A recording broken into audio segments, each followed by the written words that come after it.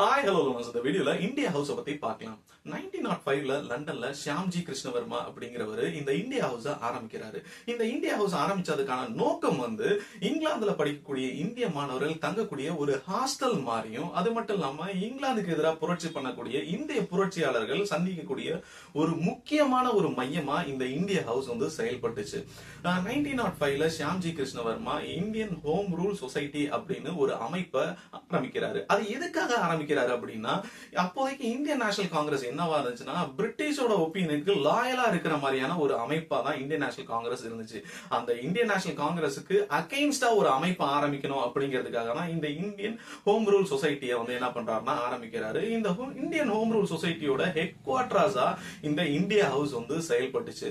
இதுல முக்கியமான தலைவர்களா யாரெல்லாம் கீ மெம்பர்ஸா இருக்கிறாங்க அப்படின்னா, வி.டி. சாவர்கர், பிகாஜி காமா, அப்புறம் லாலா ஹர்தயால், அப்புறம் மதன்லால் திங்ரா அப்படிங்கிற முக்கியமான தலைவர்கள்லாம் இதுல மெம்பர்ஸா இருந்தாங்க. இந்த மெம்பர்ஸ்னால இவங்க ஆதரிச்சு சில பத்திரிகைகளும் என்ன பண்றாங்கன்னா நடத்துறாங்க. அப்படி இருந்த பத்திரிகை என்னன்னா, இந்த இந்தியன் சோசியலிஸ்ட், அப்புறம் த ஃப்ரீ இந்தியா சொசைட்டி, இந்த மாதிரியான பத்திரிகைகள்ல இங்கிலாந்துக்கு எதிரான கருத்துக்கள்லாம் என்ன பண்றாங்கன்னா அச்சிடுறாங்க. இத என்ன பண்றாங்கன்னா பிரிட்டிஷ் அரசாங்கம் தடை செய்யறாங்க. ஏன்னா புரட்சியான கருத்துக்கள்லாம் அதிகமா இதுல வருது அப்படின்னு இத என்ன பண்றாங்கன்னா தடை செய்யறாங்க.